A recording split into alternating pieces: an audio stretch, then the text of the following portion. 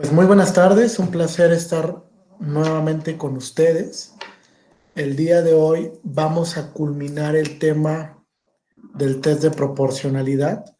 Conforme a la metodología que les proponía el día de ayer, pues nos quedan pendientes de agotar tres aspectos que son relevantes. Primero, hablaremos de la tipología de las restricciones. Para esto voy a hacer relación o voy a hacer hincapié un poco en un concepto del profesor Aaron Barak, que es muy importante, que se llama la constitución silenciosa, ¿vale? La constitución silenciosa y la dinámica que tienen los derechos, para explorar la posibilidad de si existen derechos que puedan ser absolutos o no. Sobre todo este debate se da en la apertura de que si concebimos algún derecho como absoluto, no cabría la posibilidad de generar una restricción general. Por eso es muy importante hablar de este tema. Después abordaremos ya en algunos casos particulares, cómo en el sistema jurídico mexicano, la Suprema Corte ha analizado diferentes tipologías de restricciones y cuáles han sido los efectos que han tenido bajo un análisis de control constitucional con una intensidad media, ¿vale? El test de proporcionalidad arroja un escrutinio constitucional medio por las propias características que tiene, las vamos a detallar. No es un escrutinio tan severo como lo tiene, por ejemplo, el test de igualdad cuando hay una categoría sospechosa, que es un escrutinio muy rígido y muy difícil de superar por parte de la norma restrictiva. Y finalmente, vamos a ver los pasos del test, cómo se componen desde la perspectiva de la Suprema Corte, de la Sala Superior, y cuál es la propuesta que tiene para este efecto el profesor Aaron Barak, que la realidad es una de las propuestas que más me gusta porque lo detalla sumamente puntual. Y algunos casos prácticos. Vamos a ver un par de sentencias de la Sala Superior donde ha determinado emplear esta metodología, esta herramienta interpretativa y argumentativa. Bien, antes de comenzar, dos cuestiones. Primero, ¿quedó alguna duda de la sesión del día de ayer? ¿Alguna pregunta? ¿No? Ok. Segundo, me gustaría saber si alguien tuvo la oportunidad de leer el texto que les mandé o de leer la sentencia del caso Lagos del Campo contra Perú. ¿Alguien tuvo la oportunidad que nos quiera comentar algo al respecto, como un preámbulo antes de comenzar? Sobre cualquiera de los dos temas, ¿eh? Sobre la sentencia o sobre la lectura que les mandé.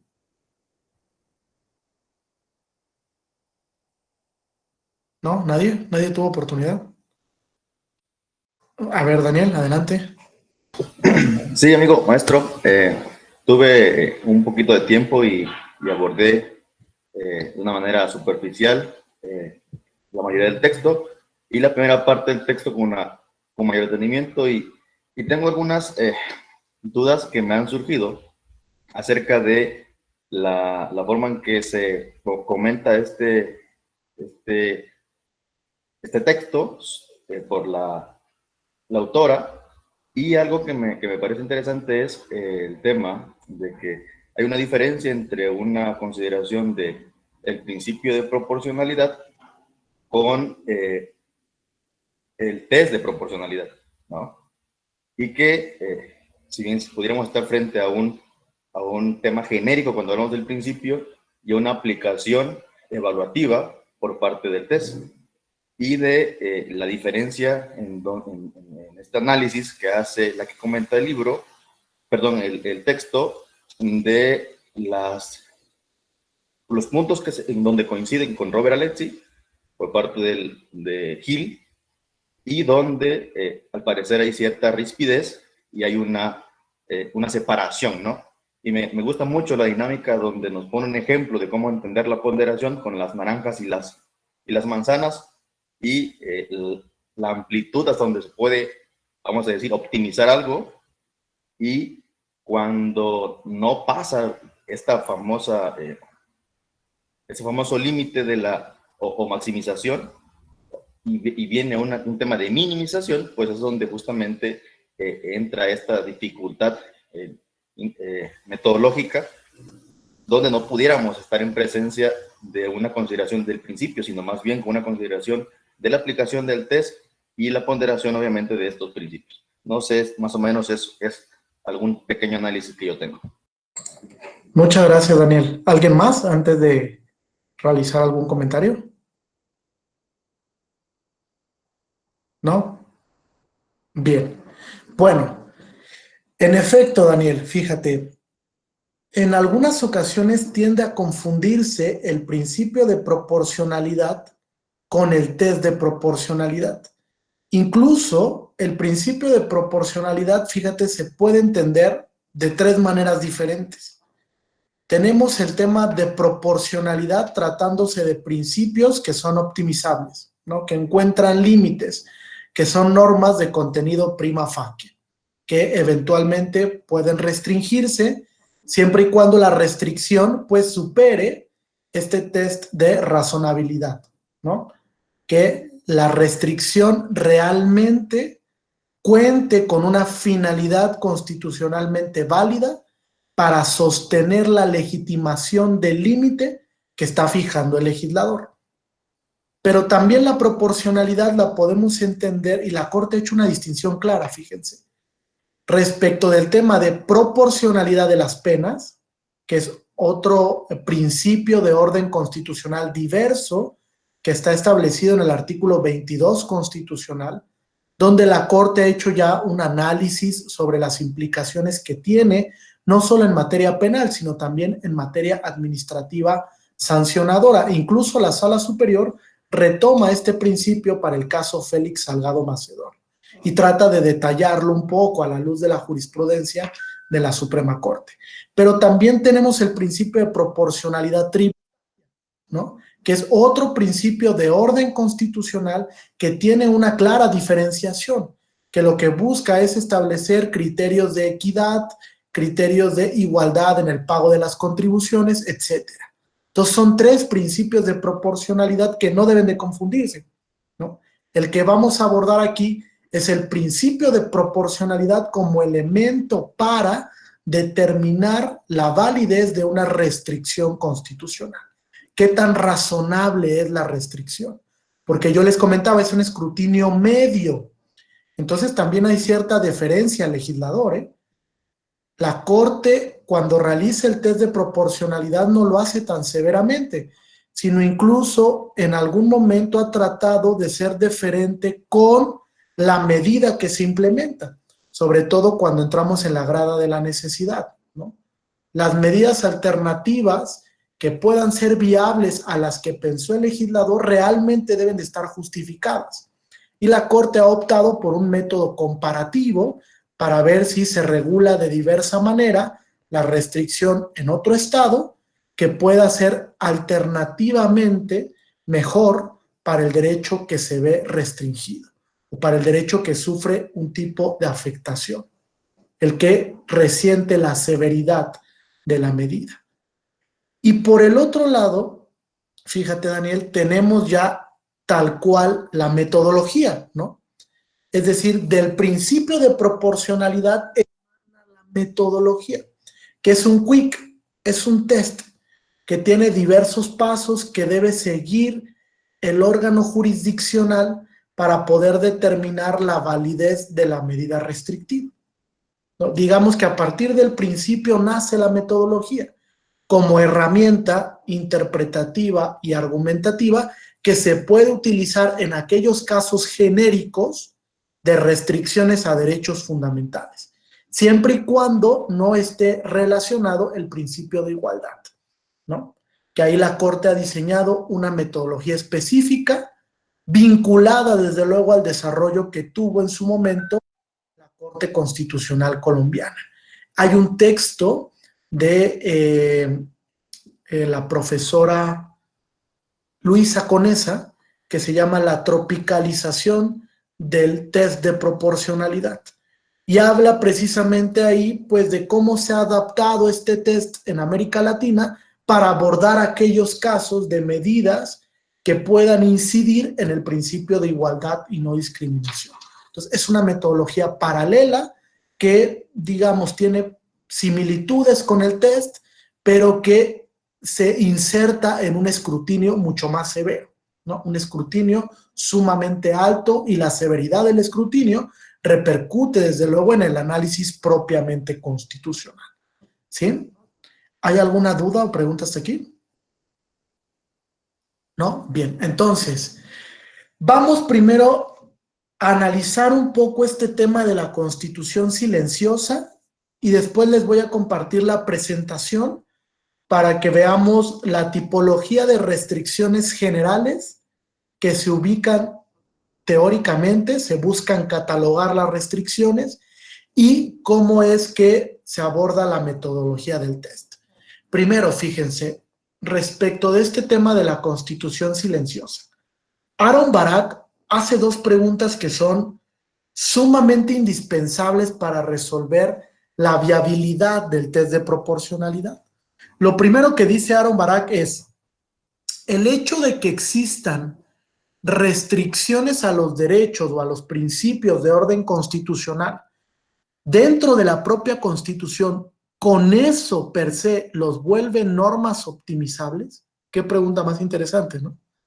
Si el poder constituyente o el poder reformador de la Constitución decide incorporar en el texto constitucional una restricción, con ello basta para entender que ese principio es una norma de contenido prima facie, es decir, que no es un derecho absoluto, sino que ya resintió una limitación que democráticamente resolvió el legislador.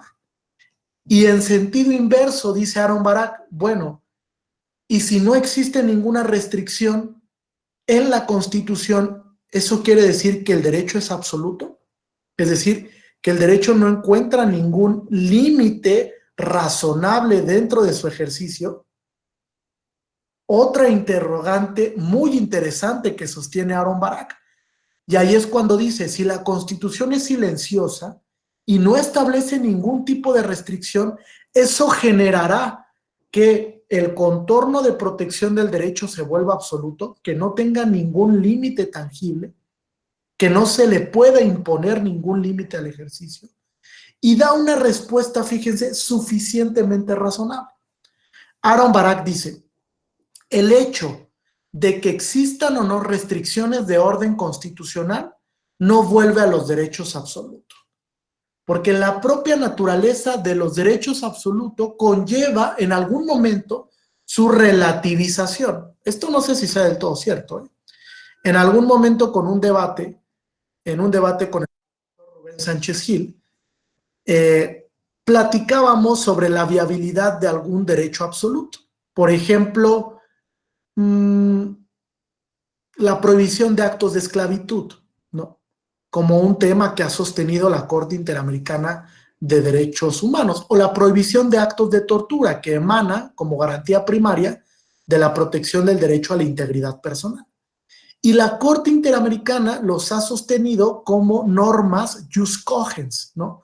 Como normas de dominio internacional que son aceptadas por toda la comunidad y que no pueden ser derogadas, son normas inderogables.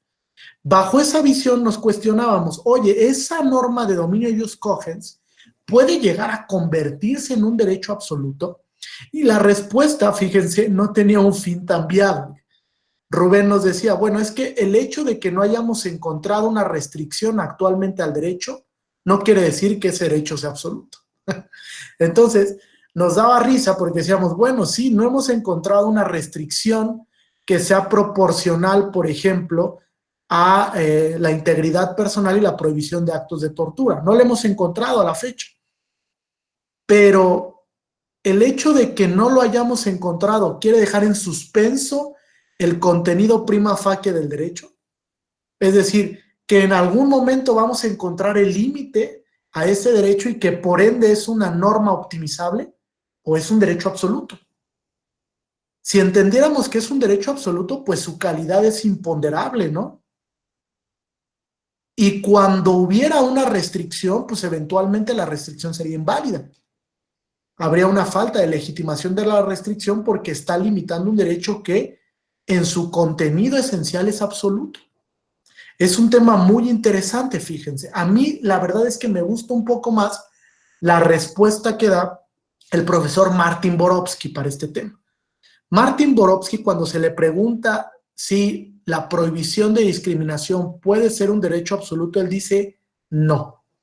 ¿Por qué? Porque la igualdad debe entenderse en un doble sentido. En un sentido formal, cuando tenemos una igualdad jurídica, y en un sentido amplio, que es la que implica la posibilidad de generar normas de tratamiento diferenciado que estén justificadas desde el punto de vista constitucional. Cuando generamos un trato diferenciado para generar igualdad, optimizamos el principio de igualdad. ¿Están de acuerdo? Cuando generamos un trato diferenciado para generar igualdad, estamos optimizando el principio de igualdad. Porque entonces a las categorías que están en una posición inferior, a los grupos en situación de vulnerabilidad, los estamos colocando preferentemente para generar igualdad. Entonces, estos grupos, los diversos, quedan, por así decirlo, desplazados. Y ahí es donde encuentra un cierto grado de optimización el principio de igualdad. Creo que esa respuesta me gusta más. Quiere decir que en algún momento vamos a encontrar la forma de optimizar esos derechos. Puede ser que me equivoque y que nunca encontremos la manera de optimizar la prohibición de esclavitud. Que nunca encontremos la posición para optimizar la prohibición de actos de tortura. Y si nunca encontramos esa llave optimizadora, entonces esos principios serán absolutos. Y las metodologías que tenemos contemporáneamente resultarán insuficientes. No podré utilizar la ponderación, no podría utilizar la proporcionalidad, me dirá Wilfrido, y entonces, pues tendríamos que crear otra metodología, ¿no? Por ahí yo en su momento propuse un test de prevalencia absoluta en un artículo que publiqué con el Centro de Estudios Constitucionales de la Corte. No se me hizo mucho caso, ¿verdad? Pero es una propuesta, ¿no? Un test de prevalencia absoluta si estamos frente a derechos absolutos. Pero no lo sé, tengo dudas sobre si algún derecho puede ser absoluto. Tal vez, como dice Rubén, no he encontrado un límite que sea razonable para ese derecho. Y cuando lo encuentre válidamente podría decir, pues no era absoluto. Era también un mandato de optimización o una norma de contenido prima facie. ¿Correcto? Omar. Gracias, maestro. Buenas tardes. A mí me parece que se podría si cambiamos el contenido esencial. Al final del día, ese contenido esencial es todo por argumentación. Entonces, como lo entendemos, es como le damos el absolutismo o no. Algo absoluto no se puede optimizar porque es precisamente eso, absoluto. Cuando no es absoluto, sí tiene manera de optimizarse, ¿no? Creo que ahí valdría la pena repensar el contenido esencial para ver entonces si se puede optimizar, es decir, si no alcanza ese grado de absoluto, sí se va a poder optimizar. Totalmente de acuerdo. El contenido esencial, yo estoy de acuerdo con esa propuesta, es contextual. El contenido esencial va mutando, va cambiando dependiendo los casos en concreto. Incluso si ustedes revisan la jurisprudencia de la Corte Interamericana sobre el tema de prohibición de actos de tortura, ha ido evolucionando el tema. No es lo mismo cuando la Corte lo abordó, por ejemplo, en 1998, a la jurisprudencia actual que se tiene sobre el tema de la prohibición de actos de tortura. Les pongo el ejemplo, mujeres víctimas de tortura sexual en Atenco contra México. El contenido esencial de la prohibición de actos de tortura cambió ahí. Le dio una amplitud la Corte Interamericana. Dijo, bueno, también puede haber actos de tortura cuando se presentan este tipo de violaciones a derechos. Violaciones tumultuarias que vulneran la dignidad humana, que vulneran la integridad personal, que generan a la mujer, que la cosifican a la mujer, y entonces genera una perspectiva diferente de la prohibición de actos de tortura. Es un nuevo contenido esencial. Entonces, de acuerdo, Omar, el contenido va a ir mutando y va a ir cambiando. A veces se va a expandir, yo les decía, y a veces se puede reducir, ¿no? Y puede llegar un momento en el que reduzcamos el contenido esencial de la prohibición de actos de tortura. Y entonces, digamos, ya se redujo el contenido esencial, ahora vamos a optimizarlo. Vamos a generar una restricción a esos actos de tortura, como lo intenta legitimar Estados Unidos, ¿no? Que genera actos de tortura cuando son aquellos casos de terrorismo. Dicen, aquellos actos de terrorismo, pues puedo torturar porque hay un fin mayor, que es el bien público, la salvaguarda de la integridad personal, incluso la paz social. Y entonces optimiza su contenido. No estoy diciendo que sea correcta la optimización, ¿eh? Ni que sea legítima la restricción. Lo único que estoy diciendo es que reduce el contenido del derecho y con eso lo optimiza. Genera una restricción que para ellos es constitucionalmente válida, porque hay un fin mayor que se busca proteger frente a la severidad que resiente la integridad personal de una persona que se presume terrorista, ¿no? O sea, es un tema de debate bien interesante. ¿Hay alguna duda o pregunta hasta aquí? Entonces, para culminar este tema de la constitución silenciosa, yo les podría decir, el profesor Aaron Barak sostiene que la recomendación más viable para el tema de restricciones es que no las incorporemos a rango constitucional, pero que entendamos que esas restricciones deben de tener una remisión propiamente constitucional. Es decir, que el fundamento de la restricción lo tenemos que advertir desde la Constitución para poder sostener que la misma sea válida en el sistema jurídico conducente. Entonces, si bien no incorporemos las restricciones en ese orden normativo, sí debemos de guiar la restricción hasta el contenido constitucional, que es uno de los elementos propios del texto, ¿no? El fin constitucionalmente válido. Entonces, Aaron Barak propone eso cuando habla de la teoría de la constitución silenciosa. No sé si hasta aquí tengan alguna duda o pregunta. ¿No? Bien. Entonces, Noemí, adelante. Buenas tardes, gracias, doctor. Bueno, lo puse ahí en el chat. Mi pregunta es sobre cómo, atendiendo al principio de progresividad, se puede restringir un derecho que al día de hoy no tiene restricción. Bueno, es que una cosa es la vertiente de progresividad, que implica gradualidad, que implica evolución en el contenido del derecho, es decir, que vaya evolucionando el derecho, que gradualmente vayamos logrando un mayor cumplimiento del derecho. Esa es la implicación del principio de progresividad. Y otra cosa es los límites que le podamos imponer al ejercicio de ese derecho, estableciendo que ese derecho per se no es un derecho absoluto, sino que es una norma que se puede relativizar, ¿no? Que puede encontrar ciertos límites siempre y cuando los mismos sean legítimos. Entonces, una cosa es la progresividad y otra cosa es la proporcionalidad.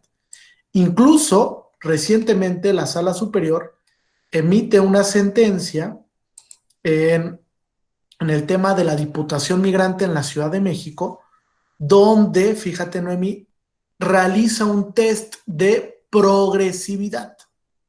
¿Qué es lo que había sucedido ahí? El legislador democrático de la Ciudad de México de un día para otro dice, voy a eliminar la figura de la Diputación Migrante, que ya no existe. Oye, ¿por qué motivo? No hay recursos financieros, que deje de existir. Se promueve primero un juicio ciudadano a nivel local, va escalando, llega a la Sala Regional Ciudad de México y posteriormente, en un recurso de reconsideración, lo conoce la Sala Superior. Y la Sala Superior tenía que analizar si la eliminación de la figura de la Diputación Migrante de la Ciudad de México vulneraba el principio de progresividad respecto del derecho a ser votado, a ser elegible vía Diputación Migrante para integrar el Congreso de la Ciudad de México. Y la Sala Superior determina que la medida efectivamente vulnera el principio de progresividad por dos razones.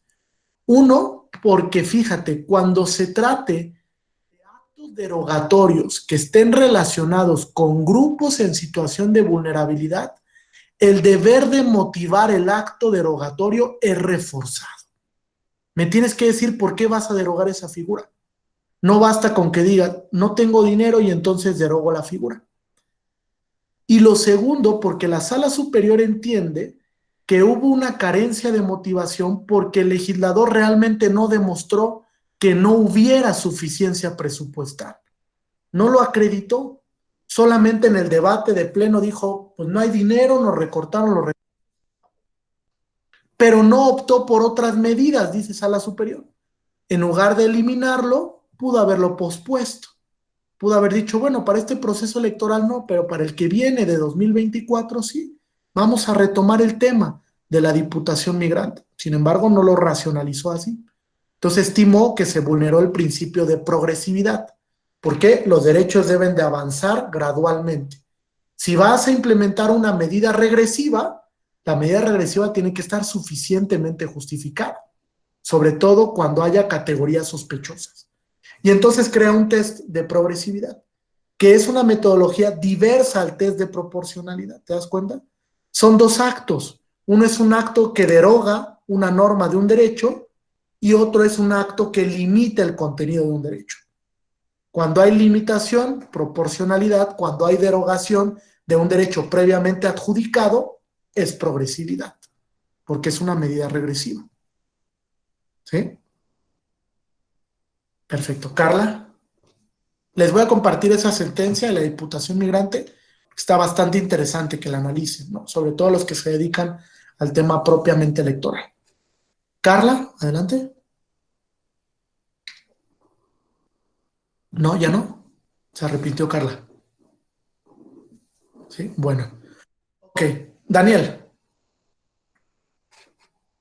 Maestro, ahí en el texto que nos compartió, hay una parte donde establece que cuando se hace el test de proporcionalidad, ¿no? O cuando una categoría en la Constitución tiene una restricción, estas restricciones no deberían trascender cuando se hace la evaluación de la proporcionalidad de una medida, ¿no?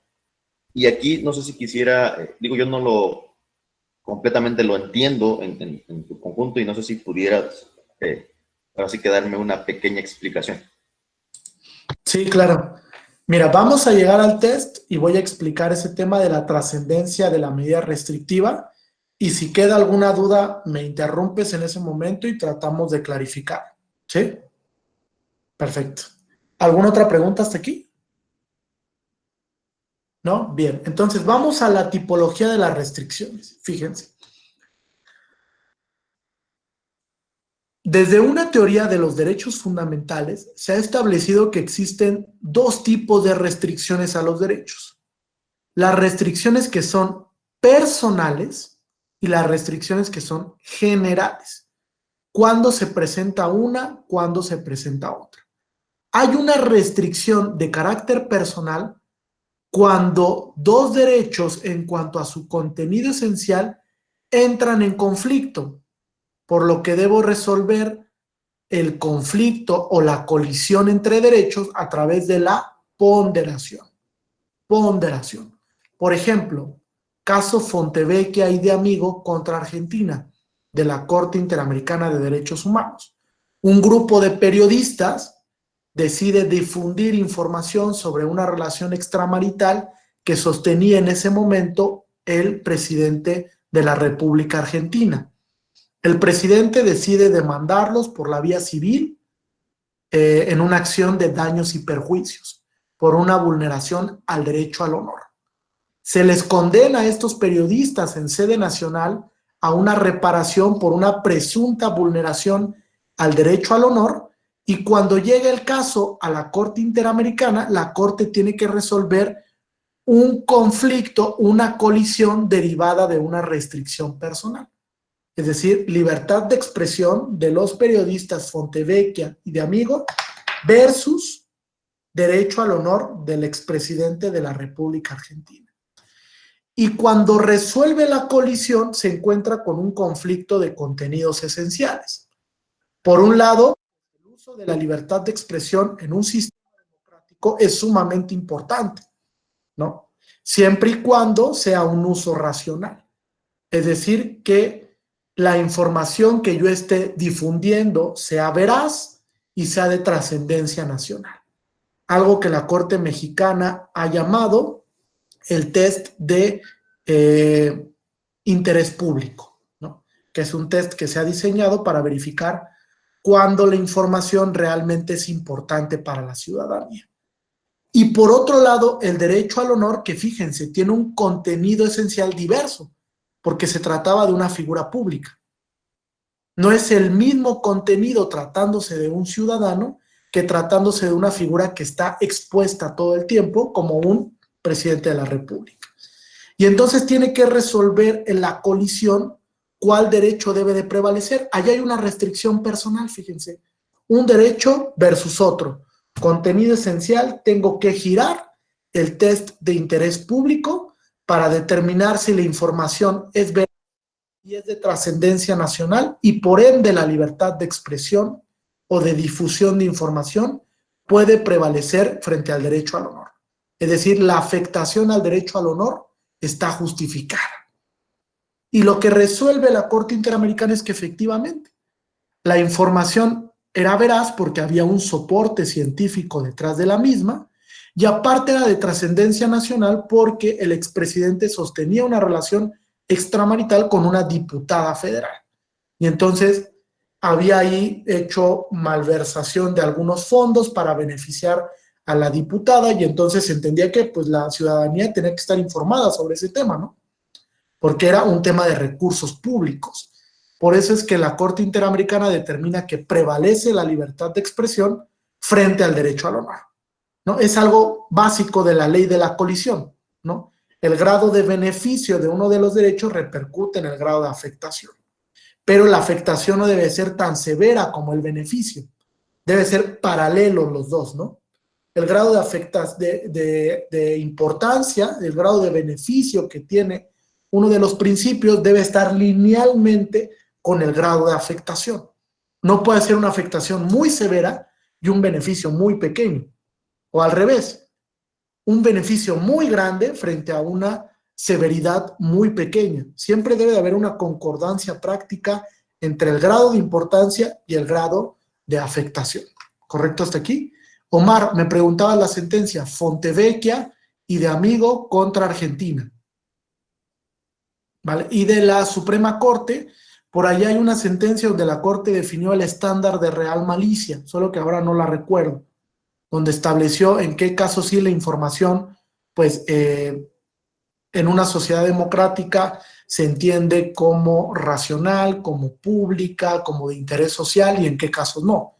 En qué casos no se supera, el estándar de real malicia, ¿no? Que por ahí hay varios criterios de la Corte Mexicana sobre el tema de estándar de real malicia. Bien, ¿hasta aquí hay alguna duda o pregunta? ¿No? Restricciones personales, entonces. Y después tenemos las que más nos interesan para efectos de la clase, las restricciones generales. A diferencia de las restricciones personales, las restricciones generales son implementadas a través de reglas que configura el legislador democrático. Es decir, viene un debate democrático en el seno de un parlamento, de un congreso, donde se debate sobre la viabilidad de restringir un derecho. Y entonces implementar una restricción que es general, no es particularizada ya, como en el caso que les puse, donde solo está Fontevecchia y el expresidente argentino. Aquí la restricción es para toda la ciudadanía, repercute en un interés general. Y entonces, como repercute en ese interés, hay que verificar la constitucionalidad de la medida restrictiva. Gracias, Daniel, por la sentencia. Hay que verificar la constitucionalidad. Y dice Aaron Barak, fíjense, cuando estamos frente a una auténtica restricción legal, nos encontramos frente a una cuestión constitucional. Ahí sí hay un tema propiamente constitucional que definir, para ver si la restricción realmente es válida en el sistema jurídico mexicano o no lo es por no perseguir un fin legítimo y no superar el principio de proporcionalidad. ¿Correcto? Entonces, restricciones personales, restricciones generales. Ahora, dentro de las restricciones generales existe también una tipología. Diversas restricciones, fíjense. Les pongo 3 ejemplos. La primera es muy divertida, muy divertida. Es un caso que resuelve la Corte Suprema de Canadá, que es el caso Young. Fíjense por qué es tan emblemática este caso. También quien lea en inglés o en francés, les puedo compartir esta sentencia que la tengo. En este caso Young, lo que se analizaba era una petición de un padre de familia que acudió ante un ministerio, ante el Ministerio de Educación, para solicitar educar a su hijo desde casa. Fíjense, yo quiero educar a mi hijo desde casa. Y cuando va, pues el Ministerio de Educación Pública de Canadá le dice, sí, está correcto, solamente tienes que cumplir con estos requisitos, ¿no? Tráeme estos requisitos y tú puedes educar a tu hijo desde casa. Y John dice, oye, pero ¿por qué me estás limitando mi derecho a que yo pueda educar a mi hijo desde casa? Y entonces impugna la determinación del Ministerio de Educación y va escalando el caso hasta llegar a la Corte Suprema de Canadá. Y la Corte Suprema de Canadá dice, a ver, este no es un tema de restricción. Discúlpeme, señor John, pero usted está confundiendo regulación para el ejercicio del derecho con restricción. Aquí no se le está limitando el ejercicio del derecho. Únicamente se le está precisando que debe cumplir con ciertos requisitos para que pueda educar a su hijo desde casa. Pero de ninguna manera esto representa una restricción. Y aquí es cuando nace el concepto restricción trivial, mínima, restricción que no afecta al contenido del derecho, que ni siquiera debe de analizarse desde el punto de vista constitucional. Y la Corte Suprema de Canadá dice, frente a restricciones triviales, que en realidad son regulaciones, no se actualiza una cuestión propiamente constitucional. No hay nada que analizar. Lo está regulando el legislador, determinó esos requisitos para que puedas educar a tu hijo desde casa, cúmplelos y lo vas a poder hacer. Y entonces estamos frente a una auténtica restricción trivial. Dice la Corte Suprema de Canadá, no me tengo que preocupar por analizar esto. ¿Por qué? Porque ni siquiera te causa una afectación en el contenido del derecho. No repercute nada en el derecho. No te lo está limitando en ninguna medida. ¿Correcto? Bien, entonces tenemos las restricciones mínimas o triviales, que suelen ser en algún momento regulaciones, ¿no? En realidad están regulando el derecho, no están limitando al derecho. Después tenemos las restricciones de naturaleza relativa, que no inciden en todo el contenido esencial del derecho, sino limitan una parte del derecho nada más.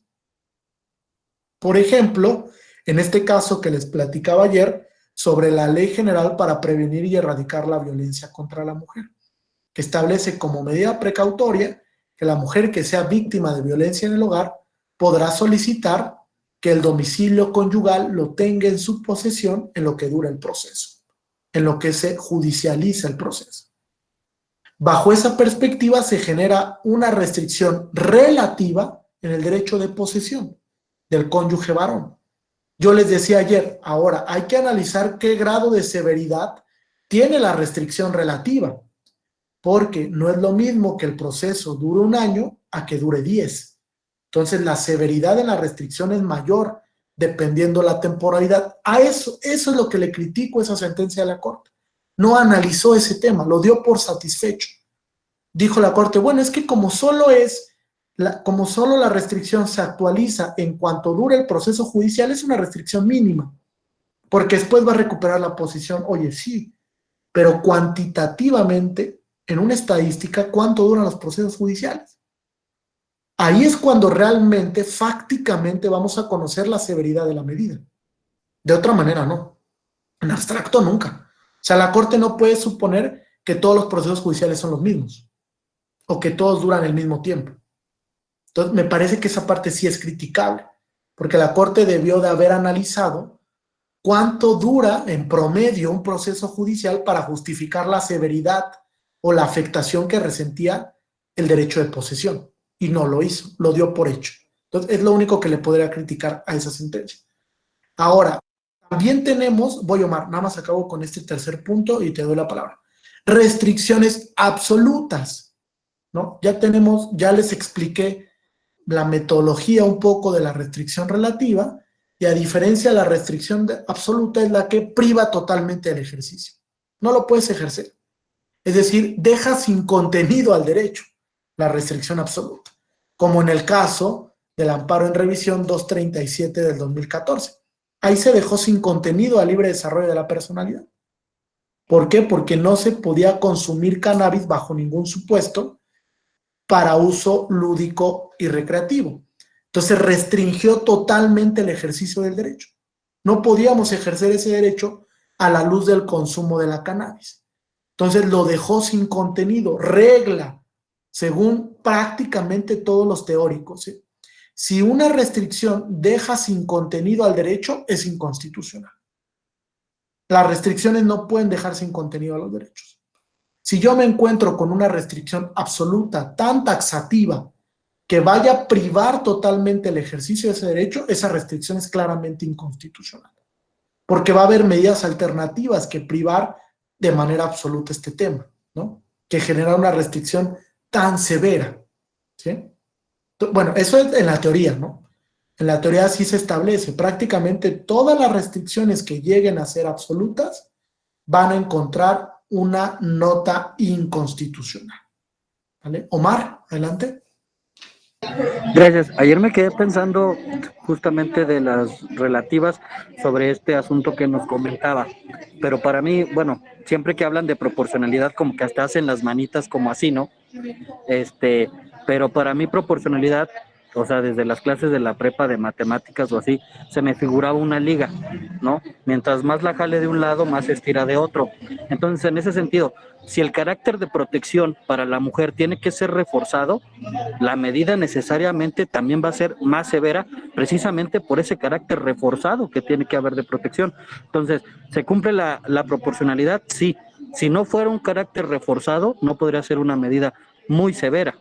¿Sí me explicó? Sí, claro, de acuerdo. Es de lo que hablábamos de la concordancia práctica, ¿no? El grado de importancia, si está aquí arriba, pues se va a reflejar en algunas ocasiones en el grado de severidad. Solo que la fórmula de Alexi es muy particular, por ejemplo, ahí, Omar. O sea, Alexi nos dice, aunque el grado de importancia sea sumamente importante, que está hasta acá arriba, el grado de severidad no tiene que estar hasta acá abajo. O sea, tengo que buscar la menor afectación entre todas las posibles que existan. La menor afectación, aun cuando el beneficio sea el mayor que se pueda ubicar. Porque si el grado de severidad es muy gravoso, va a dejar sin contenido al derecho en la mayoría de las ocasiones. Entonces, cuando vaya al grado de importancia, siempre tengo que verificar que el grado de afectación del derecho sea el menos lesivo entre todos los posibles. Algo que, si ustedes analizan la Ley General de Salud, no previó nunca el legislador democrático cuando prohibió el uso lúdico y recreativo de la cannabis, ¿no? Para el legislador dijo, es que es muy importante proteger la salud. Sí, el grado de importancia está aquí arriba. Pero ¿qué crees? La severidad de la restricción deja sin contenido al libre desarrollo. ¿Por qué? Porque la severidad es muy gravosa. Y la Corte, cuando entra en la grada de la necesidad, dice hay medidas alternativas. Igualmente idóneas ¿para qué? Ahí viene el quick. Igualmente idóneas para garantizar ese bien mayor que tú pretendes y generar una menor restricción en el derecho a libre desarrollo de la personalidad. Es decir, que la afectación que resiente por la restricción sea menos severa. Y es cuando dice la Corte, esas medidas alternativas son igualmente idóneas para proteger ese fin que es muy importante en el sistema, desde luego, que es proteger el derecho a la salud. ¿Sí? Por ahí hay un texto de Robert Alexy que publicó en la revista Doxa, que se llama Los principios como normas jus fundamentales. Léanlo. Ahí Alexy vuelve a explicar el tema, ya repensándolo después de su tesis doctoral, sobre cómo es que debemos entender la fórmula de la importancia versus la severidad, lo que llamamos el grado de interferencia, ¿no? En la fórmula del peso. Grado de interferencia es igual a grado de importancia versus grado de afectación. Y ahí es cuando sacamos un balance. Es importante porque la ponderación opera en dos vertientes, ¿eh? Si lo sabemos esto, la ponderación opera de manera autónoma cuando estamos frente a restricciones personales y como parte del test de proporcionalidad, es la última grada del test, la proporcionalidad en sentido estricto o ponderación. Entonces es muy importante entender cómo configuró la ley de la ponderación Robert Alexy, ¿sí? Daniel lo publicó en Doxa, 1996, 98, no recuerdo, y se llama Los principios como normas jus fundamentales, ¿sí? Si no lo encuentran, yo lo tengo descargado, se los puedo proporcionar con mucho gusto. Bien, ¿hay alguna duda o pregunta hasta aquí? ¿No? Todo está súper clarísimo. Cuando no hay dudas, yo siempre digo hay dos. O todo está muy claro, o nada ha quedado claro. Entonces puede ser preocupante que no haya dudas. Sí, Wilfrido, adelante. Maestro, me inquieta mucho toda esta cuestión a la luz de lo que estamos viviendo en los últimos años. Me refiero a la pandemia. Por ejemplo, he leído que hay países en los que, por ejemplo, el uso del cubrebocas fue obligatorio con sanciones, con penas inclusive de arresto, y en aras de proteger la salud de la población.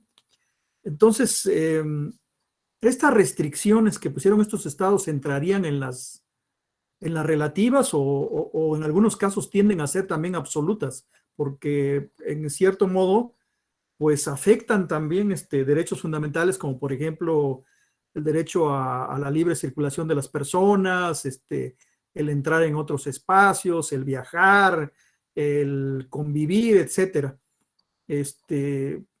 Creo que es un debate muy actual en estos momentos. Gracias, maestro. Sí, fíjate, qué tema más interesante. Y te podría responder, a veces son relativas, a veces son absolutas. Hay una sentencia del 2020 que resuelve el Tribunal Federal Constitucional alemán precisamente a razón de esto. Se generó una norma administrativa que prohibía las reuniones públicas y que prohibía también las manifestaciones públicas durante el periodo de pandemia, cuando estaba más fuerte el tema de pandemia en Alemania. Un grupo en pro de los derechos, de las libertades de manifestación y de expresión, decide concurrir ante instancia jurisdiccional primero a nivel local, llega a un Länder y después el asunto llega hasta la Corte, hasta el Tribunal Federal Constitucional alemán. Y ahí también giró un test de proporcionalidad el tribunal, fíjense, y en algo que hubiese parecido inaudito, estableció que las restricciones absolutas a la libertad de manifestación son constitucionales en tiempos de pandemia. No, yo no diría, oye, en una sociedad democrática, pues sí, pero contextualizó la restricción. Y el Tribunal Federal dijo, bueno, es que se está buscando garantizar el derecho a la salud. Si concurre mucha gente a una plaza pública para una manifestación, pues se puede enfermar esa ciudadanía e incluso puede correr el riesgo la vida de esa población o de otra población que esté relacionada con las que decidieron iniciar con esa manifestación. Y entonces valida la norma bajo el test de proporcionalidad y establece que esa restricción, que es absoluta, aunque tiene una vigencia temporal, digamos, cuando acabe la pandemia, que bueno, ya duró muchísimo tiempo, ¿no? Cuando acabe la pandemia, pero el resultado en la afectación del contenido esencial de la libertad de manifestación, pues es absoluto, ¿no? Porque pues durante el tiempo que dura la pandemia, no voy a poder concurrir a plazas públicas para ese efecto. Y entonces validar esto con la protección del derecho a la salud, pues deja algunas dudas sobre la vigencia de las restricciones absolutas, ¿no? ¿Son válidas o no en sociedades democráticas? La Suprema Corte la semana pasada establece que las entidades federativas sí pueden obligar a los ciudadanos al uso de cubrebocas. Lo resuelve la Corte Mexicana. Es un tema también hasta cierto punto que genera una restricción, ¿eh? Una restricción al tema de libre autodeterminación de mi cuerpo. Yo si quiero usar cubrebocas lo uso y si no, no. Pero detrás hay un fin válido, me parece, ¿no? Proteger la salud de los terceros. Pues cuando salgas de tu casa a un lugar público, usa cubrebocas. Cuando estés en tu domicilio, pues puedes quitarte el cubrebocas, porque hay un fin preponderante que se busca proteger. Y la Corte sobre esa base establece que es válido que las entidades federativas obliguen a los ciudadanos al uso de cubrebocas. Varios temas más pudiésemos discutir al respecto, ¿eh? El tema de acceso a la justicia. El tema de acceso a la justicia se ha restringido a partir de la pandemia, ¿no? Y son restricciones, fíjense, no democráticas, ¿eh? Son restricciones implementadas por los poderes judiciales, no se debaten. O sea, viene un acuerdo de un poder judicial donde dice no se pueden presentar. No se pueden presentar demandas físicas. Oye, ¿y quién debatió esa restricción? El legislador no lo debate. Pero fíjense, ahí hay una clara ausencia y ahí es cuando yo digo, tenemos que flexibilizar el tema del principio, del subprincipio de legalidad. ¿Por qué? ¿Por qué tenemos que flexibilizarlo? Cuando tenemos un legislador apático que ve la tormenta y no responde, las autoridades administrativas tienen que tomar determinaciones de bote pronto, ¿están de acuerdo? Los poderes judiciales tuvieron que tomar decisiones. A ver, no puede estar viniendo la gente a presentar sus demandas porque nos ponemos en riesgo todos. Entonces implementamos pues, la justicia digital, ¿no? Y restringimos el acceso a la justicia de manera personal. Es una restricción relativa, sí, pero no hubo un debate democrático detrás de la restricción, ¿eh? La restricción no la configuró el legislador. La restricción la implementó un órgano administrativo o un órgano encargado de administrar justicia. Lo mismo pasó con el INE, ¿no? El INE durante un tiempo dice, no se van a realizar trámites de credenciales de elector. Se restringe ese tema, totalmente. Oye, la decisión de la restricción la toma un órgano administrativo. Sí, pero ¿por qué la toma el órgano administrativo? Porque hay un legislador apático. El legislador no responde. Ustedes vean qué temas se han regulado de pandemia por parte de los congresos federales, del Congreso Federal o de las entidades federativas. Pocos, prácticamente nada. El tema de la justicia digital no está regulado por los congresos de las entidades. Todo es a través de acuerdos administrativos de los poderes judiciales. Entonces tienen que ponerse esa cachucha la autoridad administrativa para garantizar de alguna manera la protección del derecho a la salud. Y desde luego que en aras de proteger eso, pues restringe derechos, ¿no? Ahora se está dando un fenómeno muy importante en la Ciudad de México. ¿Quién es de la Ciudad de México? ¿Nadie? ¿No? ¿Todos son de provincia? Qué bueno, porque ya aquí es un caos, ya no se puede vivir aquí en la Ciudad de México. Bueno, en la Ciudad de México está dando un fenómeno por el sistema de citas, no sé si lo han visto en Twitter, donde el Tribunal Superior de Justicia emite un acuerdo donde establece, si tú quieres consultar tu expediente, tienes que hacerlo a través de un sistema de citas. Es una restricción, ¿eh? Una restricción a el acceso a la justicia de manera presencial, etc. Y el fin que busca la restricción es proteger el derecho a la salud, que no se ponga en riesgo a operadores jurisdiccionales y tampoco al público en general, entre ellos pues a todo el cúmulo de abogadas y abogados postulantes o litigantes. Y entonces viene una restricción generada por un órgano administrativo, que es el Consejo de la Judicatura de la Ciudad de México. ¿Qué legitimación democrática tiene esa restricción? Díganme, ¿qué legitimación democrática? No la creó el legislador, la implementó un órgano administrativo que a lo mejor, y no valoró todas las circunstancias, ¿eh?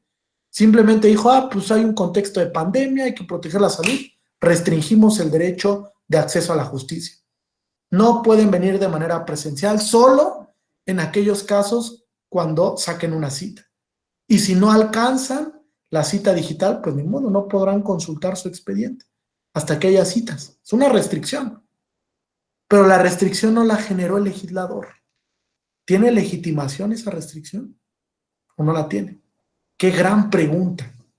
¿Tiene legitimación o no? Porque no nació de un debate.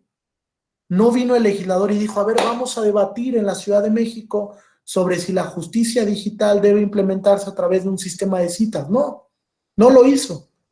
Lo hizo un órgano administrativo. Aquí hay de dos. O flexibilizamos el subprincipio de legalidad o declaramos la inconstitucionalidad de la restricción, porque no la configura el legislador democrático. ¿Qué hacemos? La declaramos inconstitucional y ponemos en riesgo la salud de operadores jurisdiccionales. Fíjense qué decisión más difícil para un juez de distrito, ¿eh? Imagínense que ese caso le llega a un juez de distrito. Y el juez de distrito tiene que analizar la constitucionalidad de la medida, el acuerdo administrativo que limita el acceso a la justicia. ¿Cómo lo resuelve un juez de distrito?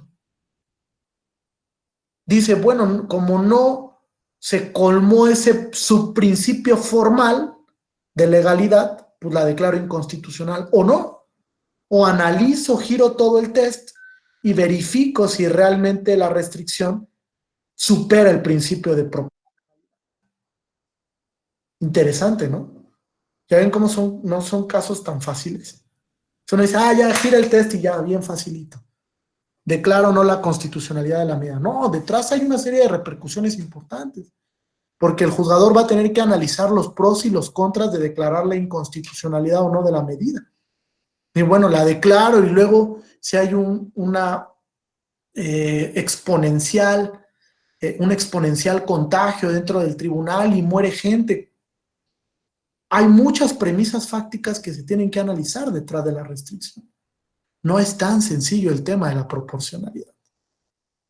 Y argumentativamente menos, ¿no? Porque si va a declarar la constitucionalidad de esa medida, tiene que argumentar por qué. Cómo superó el fin, la conexión racional, la necesidad y la proporcionalidad en sentido estricto. Cada una de las gradas las tiene que justificar racionalmente, porque si no, volvemos a lo mismo, la sentencia es arbitraria. ¿Sí? Bien, les voy a pasar también esa sentencia del Tribunal Federal Constitucional Alemán Wilfrido para que la puedan analizar. De hecho, hay un artículo de Arnulfo Mateos que publicó con el Centro de Estudios Constitucionales donde analiza esa sentencia. Arnulfo es un muy buen amigo y nos compartió ese criterio cuando pues el tribunal analizó esa medida desde el punto de vista de la proporcionalidad. Y es una medida pues, emblemática, una sentencia que resuelve en alguna medida el conflicto que se puede dar entre el derecho a la salud y la libertad de manifestación a través de una restricción general. ¿Sí? ¿Hay alguna duda o pregunta hasta aquí? Creo que había una mano levantada hace un ratito, pero no alcancé a ver quién. Carla, adelante, Carla. Ahora sí voy a participar, profe. Muy bien. Ahorita que estaba haciendo referencia a eso del caso de la cuestión de la impartición de justicia, en este contexto de la pandemia, se me vino a la mente aquí en Michoacán un asunto que, derivado de eso, el Tribunal Electoral del Estado tuvo que implementar el sistema ahora sí de recepción de todas las demandas y constancias vía correo electrónico, porque ahora sí que en grandes términos se puede decir que como representante de aquí de Morena, de Michoacán, presentó un JDC por una cuestión estaban en épocas de procesos internos en el 2020, ahora sí que fue parte de también lo que se tuvo que implementar para el proceso electoral. Entonces, lo que hizo el actor fue presentarlo, lo remitió vía correo electrónico y dijo el tribunal, no, pues ahora sí que no fue presentado de manera física, no tenemos la firma original, todo se desecha, ¿no? Entonces fue que impugnó la resolución del tribunal ante Sala Regional Toluca y ya Sala Regional Toluca fue que ahora sí que derivado de esa sentencia que ellos emitieron en el CTJE 05 del 2021, fue que se ordenó al Tribunal Electoral implementar los mecanismos necesarios para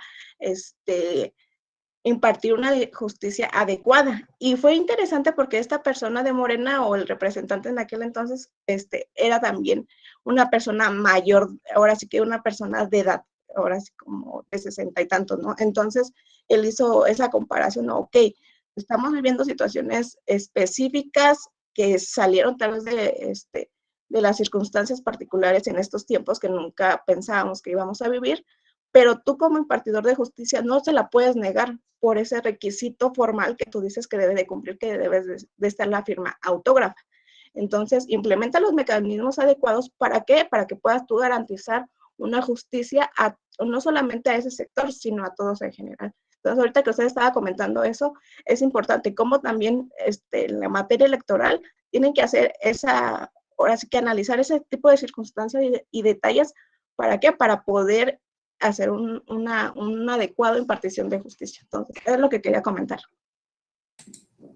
Gracias, Carla. Sí, muy puntual el tema, ¿no? De hecho, en el tema de justicia digital, pues Sala Superior tanto ha implementado un sistema a nivel federal muy correcto, como ha obligado a ciertas entidades federativas a que lo implementen, ¿eh? Ahí está el caso de Sinaloa, de Oaxaca, de Michoacán, de Guerrero, donde ha obligado a los tribunales electorales a que configuren sistemas digitales de acceso a la justicia. El tema, Carla, que es el cuestionamiento detrás es, como eso está restringiendo el acceso a la justicia de manera presencial, ¿están legitimados esos órganos para configurar esas restricciones o no? ¿De dónde adquieren la legitimación, no?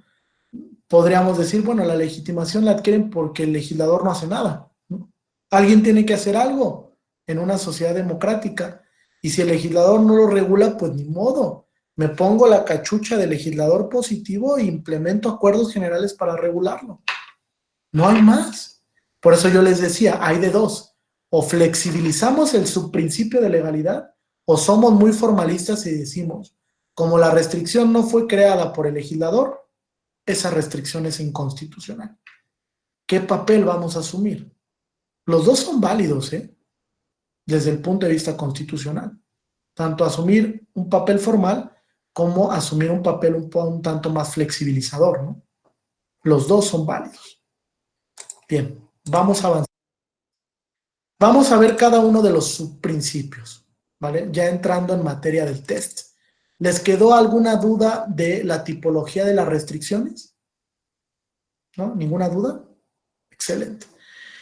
Fíjense, yo propongo que analicemos 5 subprincipios, ¿vale? La adelanto.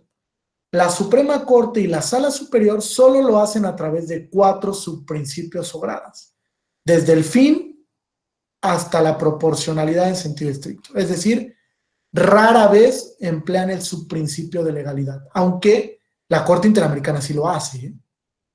En el caso Lagos del Campo contra Perú, analizó el subprincipio de legalidad para ver si la restricción había sido creada o no por el legislador democrático.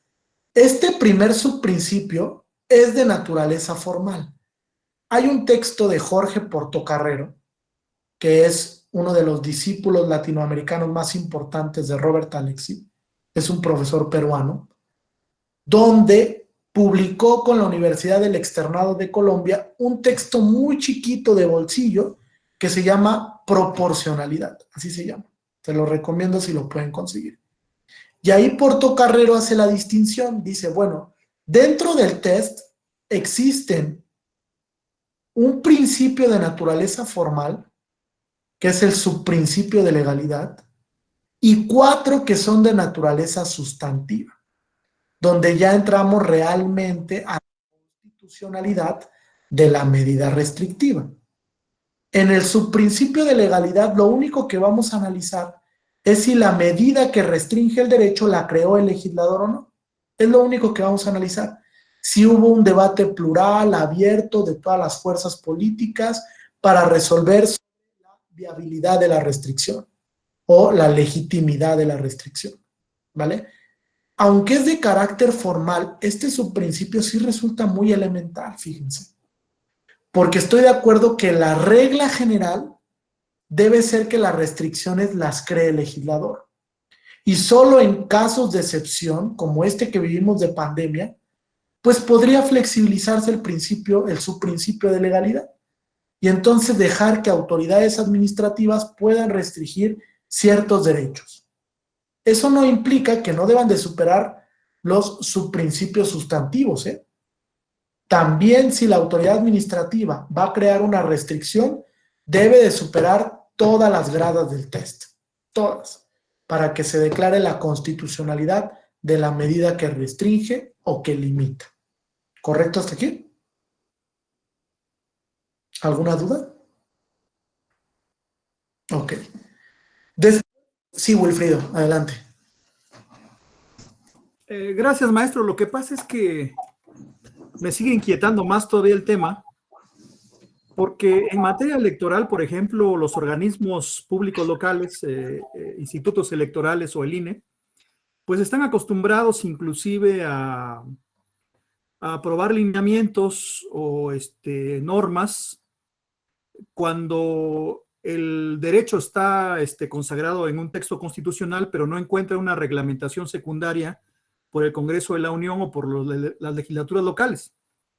Por ejemplo, en Oaxaca hemos hecho lineamientos y en algunos casos pues se restringen también derechos, sobre todo en materia de paridad para dar oportunidad a las mujeres de una mayor participación política. En algunos casos se crean normas de avanzada, pero que también limitan, por ejemplo, el derecho de otros grupos, en este caso, por ejemplo, de varones.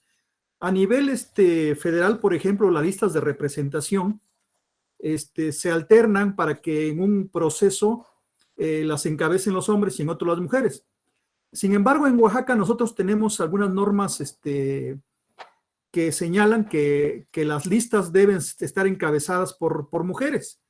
Y pues me llama la atención también que en estos casos de acciones afirmativas muchas veces restringimos algún derecho y los tribunales electorales los han declarado válidos. Por ejemplo, nosotros también establecimos que en las planillas de los municipios siempre deben terminar con mujer. Entonces, ya sea que la planilla la encabece un hombre o una mujer, tiene que terminar con mujer. Entonces, eso ha dado, desde luego, oportunidad a que haya más mujeres en los puestos de concejalías, al extremo de que tratándose de las elecciones por partidos políticos, ya que aquí en Oaxaca también tenemos por sistemas normativos, en los primeros, pues, hay más mujeres que hombres, lo cual es una medida muy positiva que hemos logrado. Sin embargo, pues, así como estas cuestiones, hay otras en que hemos expedido lineamientos y normas a través de acciones afirmativas y pues sin intervención del legislador. Y no sé si en algunos casos pasen el test de proporcionalidad, pero se han hecho. Entonces, por eso me inquieta, maestro. Muchas gracias. No, sí, claro, las conozco esas medidas y cómo las ha resuelto la Sala Superior. Vamos a ver un ejemplo al respecto. Solo que les comentaba yo al inicio, la Sala Superior no analiza la medida desde el subprincipio de legalidad. Jamás lo ha hecho, ¿eh? La Sala Superior, cuando analiza una medida que restringe, siempre parte del de fin constitucionalmente válido. Y entonces no verifica si la restricción se configuró a través de un debate democrático o no. Eso nunca lo ha hecho Sala Superior, ni Suprema Corte. Tampoco la Corte Mexicana lo ha hecho. El único tribunal regional que lo ha hecho, bueno, dos tribunales, tanto la Corte Constitucional Colombiana como la Corte Interamericana de Derechos Humanos, han analizado en un inicio la legalidad de la medida, es decir, que haya sido creada por el legislador. Pero en México no lo hacemos, ¿eh? En México dejamos de lado este subprincipio formal, rara vez empleado. Por lo menos yo nunca he visto una sentencia de un órgano jurisdiccional que parta del subprincipio de legalidad. Todas parten del fin constitucionalmente válido. Y eso ha hecho que las medidas emitidas por órganos administrativos como los soples, pues se declaren constitucionalmente válidas, ¿no? Ahí lo que se ha hecho es tanto un test de igualdad como un test de proporcionalidad, porque también se restringe el derecho a ser votado en algunas ocasiones o ser elegible. Entonces, dependiendo del derecho, va a ser la metodología que vamos a utilizar. Si se restringe el principio de igualdad, es un test de igualdad con un escrutinio estricto en la mayoría de las ocasiones, porque siempre son grupos en situación de vulnerabilidad, ¿no? Personas indígenas, adultos mayores, de la comunidad LGT, por razón de género, por razón de nacionalidad, migrantes, etcétera, ¿no? Siempre se da ese supuesto que actualiza un escrutinio mucho más severo. Pero también se ha dado casos donde se gira el test por la restricción al derecho a ser votado como el derecho de ejercer el cargo público, ¿no? Que es parte del derecho a ser votado, en términos de la propia convención. Y entonces ahí es cuando giramos un test de proporcionalidad. ¿Sí, Wilfredo? Sí, correcto. Omar, adelante. Como que me hace sentido que no lo corran porque precisamente el examen de contraste es la propia Constitución, ¿no? Y se me hace sentido que la Corte Interamericana sí lo haga porque el examen de contraste no es la Constitución, es la Convención, ¿no? Y tiene que armonizar Constitución y ley con la Convención. Por eso ellos sí pueden hablar de hacer este subprincipio de legalidad. Pero donde tu contraste es la Constitución, no tendría sentido si la otra medida es un fin constitucionalmente válido.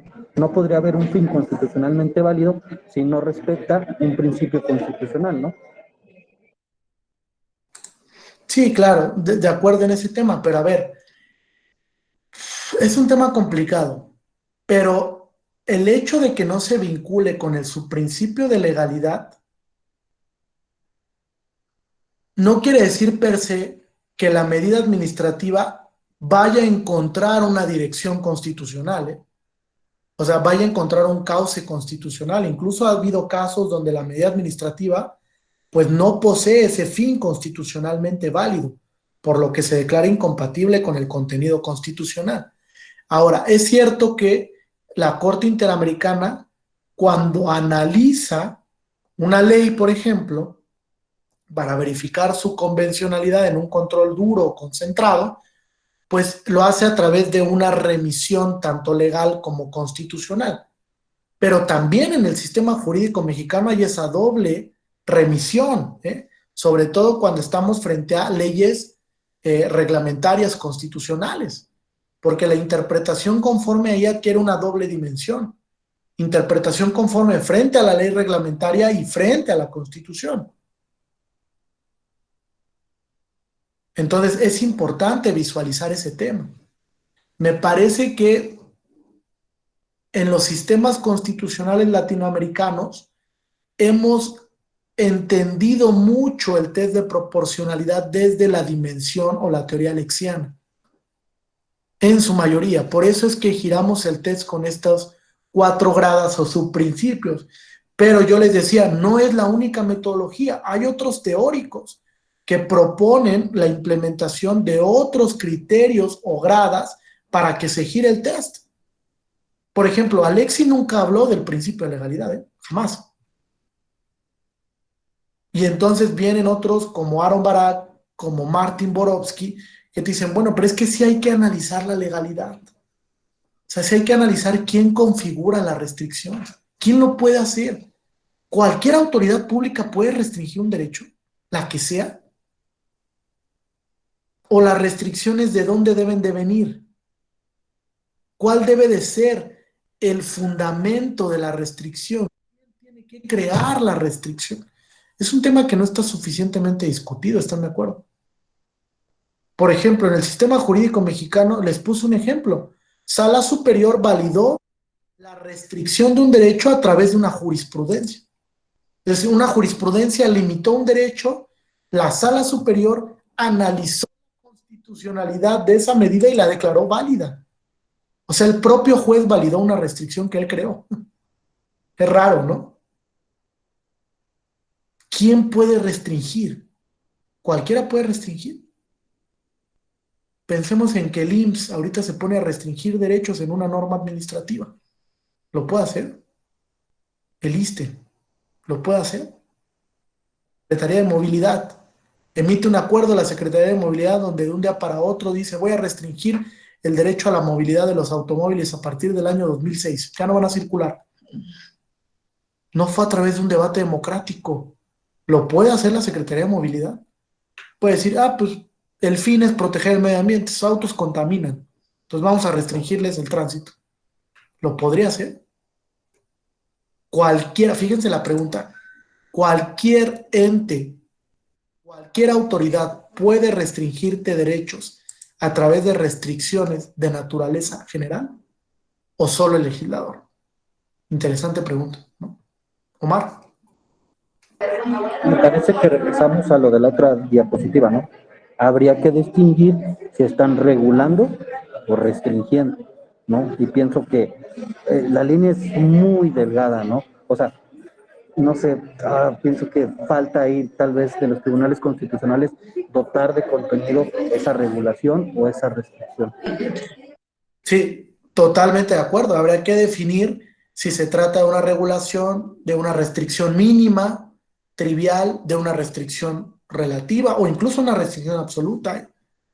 Sí, habría que clarificar el tema. Pero antes de que clarifiquemos la tipología de la restricción, sí tenemos que tener un debate fuerte de quién puede restringir. No lo hemos tenido.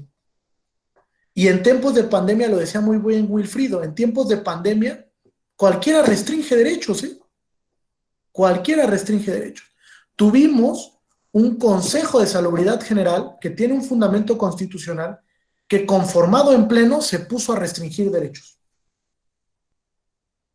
Dijo, no reuniones, teletrabajo, justicia a distancia, no manifestaciones masivas, no conciertos, no teatro, etcétera, ¿no? Una serie de restricciones impresionantes. ¿Tiene legitimación ese Consejo de Salubridad? La legitimación lo tiene a partir de la pandemia, busca proteger el derecho a la salud y ahí adquiere la legitimación. ¿Dónde? Pero nadie lo debate. Nadie debate quién puede restringir los derechos. Es un tema que hay que debatir actualmente. Sobre todo, diría Wilfrido, es un tema de contexto, ¿no? Como todo el mundo está restringiendo, todo el mundo se siente con la facultad de restringir derechos, pues entonces vamos a debatir si realmente están legitimados para restringirlos o no, ¿no? Que es un tema interesante. También la distinción entre restricción y suspensión, que no es lo mismo, se mezclan. Hay autores que mezclan el tema de la suspensión con el tema de la restricción, cuando son dos cosas totalmente distintas. No estamos en un estado de excepción. No se han suspendido derechos. Se han restringido temporalmente por el tema de la pandemia. Pero esas restricciones deben de superar un tamiz de proporcionalidad. ¿Vale?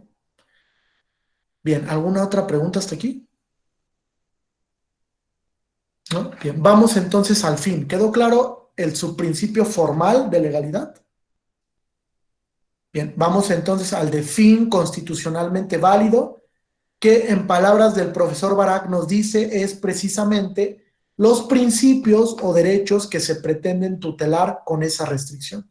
Principios, valores democráticos, derechos fundamentales que están detrás de la implementación de la restricción. Es decir, el legislador configuró la restricción y una vez que la configura debe de pensar críticamente cuál es el valor, el principio o el derecho que está protegiendo con esa restricción. Ejemplo claro, cuando se analizó el tema de la restricción de uso lúdico y recreativo de la cannabis, la Corte analiza el fin constitucionalmente válido a partir del derecho a la salud. Dice, lo que buscó proteger el legislador con la restricción fue la salud. Y concluye, fíjense, a pesar de que el uso de la cannabis no causa un daño severo a la salud, sí existe el daño. Y con que exista en algún grado el daño, y se busque proteger a través de la medida ese daño, bastará para que la medida tenga un fin constitucionalmente válido y obtenga algo que llamamos adecuación técnica. La adecuación técnica no es otra cosa que el subprincipio de idoneidad, es decir, la relación medio-fin. Medio-fin. ¿Qué quiere decir? Que la medida que se esté implementando realmente contribuya a proteger ese fin que buscó el legislador. Palabras sencillas. El que se genere una restricción para consumir cannabis de manera absoluta protege en alguna medida el derecho a la salud. Sí, dice la Corte, porque el consumo de la cannabis puede provocar una vulneración en tu estado de salud. Y ahí es cuando encuentra la adecuación técnica entre el medio, que es la medida que restringe, y el fin que se pretende tutelar. En esta grada, que es la grada de la idoneidad, es muy importante el análisis científico. Muy importante, así lo ha dicho la Corte Mexicana, trayendo a contexto un par de sentencias de la Corte Suprema de Estados Unidos. Dice, ¿por qué es importante el análisis científico? En el tema de la cannabis, para que la Corte estableciera que había una adecuación medio-fin, que realmente con esa medida se buscaba proteger la salud, primero tuvo que justificar que la cannabis le causaba en algún grado, en alguna medida, un deterioro a la salud. Y para acreditarlo tuvo que ir a análisis científicos. Personas especializadas que dicen, sí, en efecto, si tú consumes cannabis en exceso, pues te puede provocar este tipo de enfermedades. O te puede provocar un estado psicotrópico, donde puedes causar accidentes, donde puedes cometer ilícitos, etcétera, ¿no? Pero lo respaldó a través de un análisis cualitativo, especializado.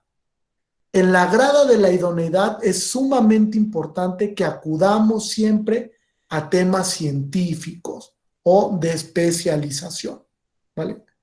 Porque es la manera de justificar la conexión racional.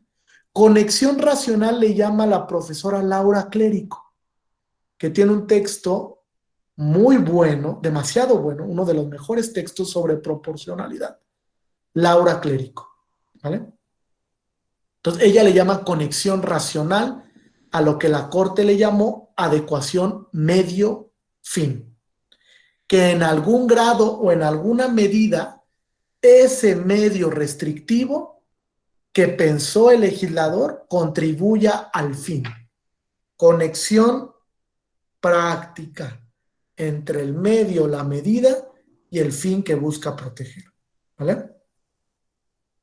Sí, dice Lisette, pero en materia electoral son muy pocos los análisis científicos. Sí, pero podemos ir a algunos expertos sobre el tema para justificar la idoneidad de las medidas. ¿Vale? No es obligado que se vaya a ese estudio científico, pero la Corte Mexicana recomienda que justifiques la idoneidad a través de ese análisis científico o análisis especializado. Ahorita vamos a ver un par de ejemplos de sala superior para que quede un poquito más claro. Después entramos en el subprincipio de necesidad. Este es el más complicado de todos, podría decir, y el más difícil de sostener desde un punto de vista discrecional. Para esto hay dos posturas que incluso propone el profesor Alexi, ¿eh? El profesor Alexi, fíjate, LOL, lo que nos dice es, cuando lleguen a la grada de la necesidad tienen dos alternativas. La del juez creativo, la del juez Hércules, diría Dorkin, o la del análisis comparado. Ustedes determinen por cuál van a optar. Solamente que si optan por la del juez creativo, Dani, pues la justificación racional debe estar suficientemente racionalizada, ¿no? O razonada. Porque si yo me voy a poner creativo y voy a decir, bueno, es que el legislador pudo haber implementado esta otra medida o esta, pues como que no me gusta esta que implementó, hay otras que me parecen mucho más acordes. Oye, pues te estás poniendo muy creativo, ¿no? Y el, la intensidad de la discrecionalidad sube, está hasta acá arriba. La tienes que justificar racionalmente y argumentativamente muy puntual, ¿eh? Porque si no la sentencia va a ser derrotada. Cuando la revise otro órgano va a decir, oye, aquí el juez pues, solo se puso creativo. No me justificó por qué esta medida alternativa era igualmente idónea para garantizar el fin e intervenir en un menor grado el derecho que se ve afectado. Entonces yo la descarto, yo siempre la descarto. Yo digo, la posición de juez creativo en la necesidad es muy riesgosa. Podemos caer en una arbitrariedad. Entonces, ¿cuál es la salida que tenemos? Derecho comparado. Y así se ha hecho en la mayoría de los casos, ¿no? Vamos a ver cómo se regula el tema en otros países. Prácticamente todo está regulado. La Suprema Corte, cuando analiza el tema de la cannabis, opta por el análisis de derecho comparado, ¿eh? No se pone creativa. Dice, a ver, ¿cómo lo regulan esto en Holanda? ¿Cómo lo regulan esto en Estados Unidos, en California, por ejemplo? ¿Cómo regulan esto en Italia? Y entonces, de todo el análisis de derecho comparado, dice, hay medidas alternativas. El quick, ¿dónde está? En lo igualmente idóneo. Y me preguntará José Luis, ¿idóneo de qué? ¿Para qué la idoneidad? Pues para garantizar el fin e intervenir en un menor grado el derecho que se ve perjudicado o afectado. Es una medida igualmente idónea porque va a proteger la salud, porque el grado de importancia va a estar salvaguardado, pero el grado de interferencia es menor a la prohibición absoluta. ¿Qué salidas alternativas da la Corte ahí? La edad, la regulación por parte del Estado, que se permita fumar solo en ciertos lugares públicos, que no se fume cuando hay menores de edad, etcétera. Medidas alternativas, igualmente idóneas para proteger la salud, pero permitirles a la gente que haga uso de su derecho al libre desarrollo de la personalidad. Ese es el quick de la necesidad. Cuando entendamos eso, entendemos este subprincipio. Lo que tenemos que justificar es que la medida alternativa que se está pensando, que se está incorporando en la decisión, realmente va a proteger el fin, como lo intentó proteger el legislador. Asumimos un papel de legislador. Me pongo la cachucha y digo, esto protege con la misma intensidad como lo intentó proteger el legislador, pero restringe en un menor grado el derecho que se ve afectado. Entonces, es una salida alternativa que se tiene, diversa a la que el legislador en un consenso, en un debate democrático pensó, ¿eh? Imagínense, el argumento contramayoritario nos destroza esto, ¿eh? El argumento contramayoritario nos diría, ¿cómo el juez, una sola persona, va a decirme qué medida alternativa es más razonable que 500 legisladores que lo debatieron durante 4, 6, un año, 2 años y que llegaron a la conclusión de cuál era la medida, ¿no? Y el argumento contramayoritario, con justa razón, diría, oye juez, pues te estás extralimitando, ¿no crees? Porque cómo tú de manera unipersonal vas a pensar la medida alternativa cuando esa medida se creó legislativamente por 500 cabezas que estuvieron debatiendo durante un gran periodo de tiempo y que pensaron que esa era la medida más idónea para proteger el fin que se buscaba. Un temazo ese, ¿eh? Y con eso, si sostenemos eso, se acaba la proporcionalidad. Ya no tendría legitimación la proporcionalidad. Porque pues el juez se pone creativo, utiliza la discrecionalidad hasta cierto punto para definir si la medida supera el subprincipio de necesidad o no. Creo que Robert Alexi nunca pensó en ese tema, nunca lo expuso tal cual en la teoría de los derechos fundamentales. Nunca dijo, bueno, es que el juez de manera unipersonal va a decidir qué medida alternativa cuando la medida la implementaron 500 legisladores o 300 o 200 personas que integran un congreso o un parlamento que pensaron la medida. ¿Cómo ven? Importante, ¿no?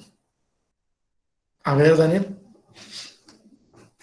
Es interesante esta última perspectiva que pones, Jesús, solo que luego de repente pudiéramos ya entrar en una dinámica de facto, ¿no? Donde hay unas mayorías de repente un poquito complejas, por no decir una palabra cual se pueda tomar a mal, donde pudieran estar aprobando modificaciones o restricciones que impacten de una manera negativa, vamos a llamarlo así, la finalidad teleológica, si podemos redundar, de la Constitución misma, ¿no?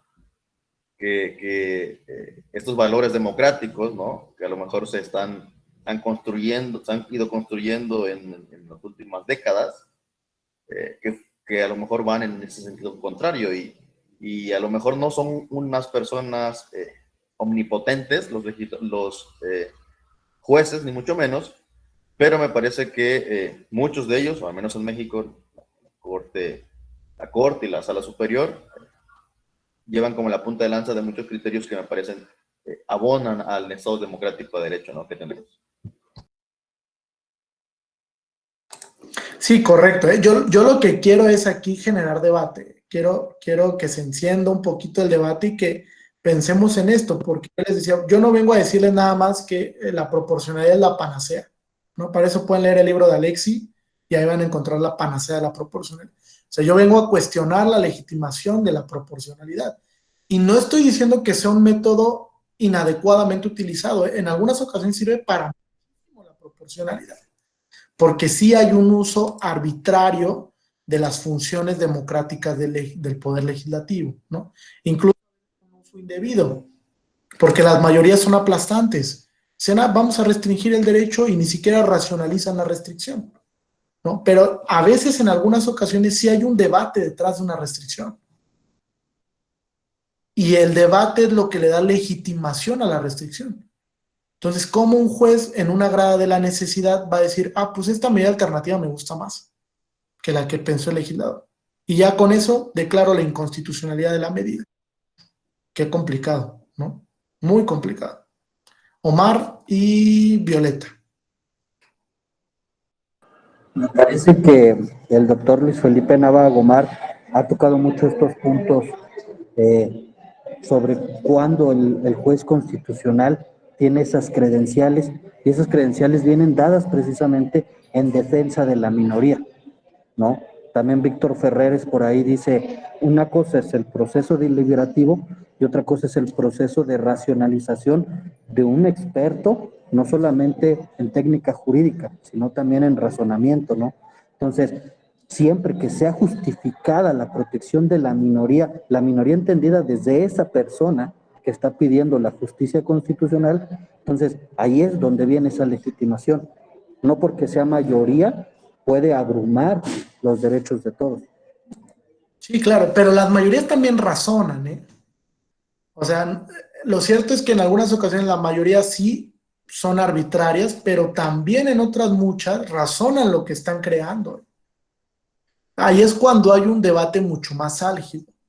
Cuando la decisión de la mayoría se razonó, implementó la medida de manera correcta y de repente viene una decisión de un juez que con un carácter científico, si así lo quieren ver, determina la inconstitucionalidad de una medida, determinando que hay otra medida alternativa más idónea que la propuesta por el legislador.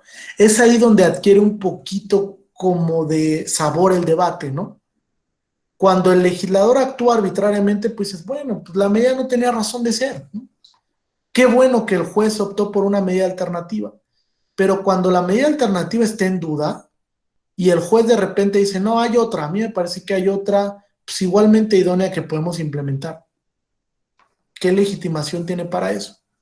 Cuando el debate parlamentario duró tanto tiempo y configuraron esa medida. Es interesante el tema. Y, por ejemplo, en México no hemos escrito sobre ese tema. Hay poco sobre el tema y sería muy contextual, fíjate, demasiado. Porque en México sí tenemos la particularidad de la irracionalidad de los poderes legislativos. Mucha irracionalidad. Crean restricciones por crearlas, no las razonan, no las justifican ni las fundamentan, simplemente dicen, a ver, pues este derecho hay que limitarlo y ya, oye, ¿por qué? Pues nada más, porque quiero limitar, ¿no? Entonces ahí es donde adquiere sabor el debate, por eso hay que escribir sobre el tema también, ¿no? Para encontrarle una legitimación a la proporcionalidad en México nada más, porque encontrarle una proporcionalidad, una legitimación a la proporcionalidad en todos los casos va a ser imposible, Omar, imposible. Hay que centrarnos a un sistema, a las características que tenemos y decir, a ver, ¿por qué en México sí es viable girar test de proporcionalidad? ¿Por qué? ¿O por qué sí lo debemos de hacer? Porque si intentamos legitimar lo que pasa en otras partes del mundo, eso va a ser totalmente imposible. Y es uno de los grandes errores que hemos cometido, ¿no? Aaron Barak habla de la traslación del test a América Latina. Cuando trasladamos el test de Alemania para América Latina, no pensamos si ese test como herramienta se adecuaba al contexto latinoamericano, porque fue creado en un contexto occidental totalmente diverso al latinoamericano. Nunca dijimos, a ver, el test se adecua a el contexto, las normas, los debates de configuración de restricciones en Latinoamérica, más particularmente en México. ¿Por qué solamente agarramos y lo copiamos en una determinación judicial? Y no decimos, bueno, hay que modificar el test, porque hay otras circunstancias. Entonces, no solo hay que analizar la necesidad, hay que analizar la viabilidad de la medida, hay que analizar la racionalidad del legislador cuando implementó la medida, etcétera, ¿no? Otras circunstancias más particulares. Pero bueno, es propuesta, ¿no? Violeta. Buenas tardes a todas las personas que estamos hoy aquí reunidas en esta sesión. Y en relación al tema de lo que se estaba mencionando en el sentido de que, bueno, si la mayoría en una legislatura, 500 legisladores, se entiende que legislaron, pero que primero debatieron, nuestra realidad mexicana no es siempre así. Nuestra realidad mexicana, desgraciadamente, tenemos que entender que nuestros diputados son, por hablar de la Cámara de Diputados, son elegidos y lo único que tienen que saber hacer es leer y escribir. Y algunos de ellos, pues, con mucha deficiencia, la lectura y la escritura. Nuestra Constitución ya quedó superada en ese sentido desde mi punto de vista y ya no debería de ser nada más exigirse el hecho de que el legislador sepa leer y escribir, porque para cuando se redactó la Constitución tendremos que tener en cuenta que el contexto cultural, el contexto de la gran mayoría de la población mexicana era analfabeta. Entonces ya el que leía y escribía ya tenía un plus. Ese podía ser uno de nuestros representantes en la Cámara de Diputados.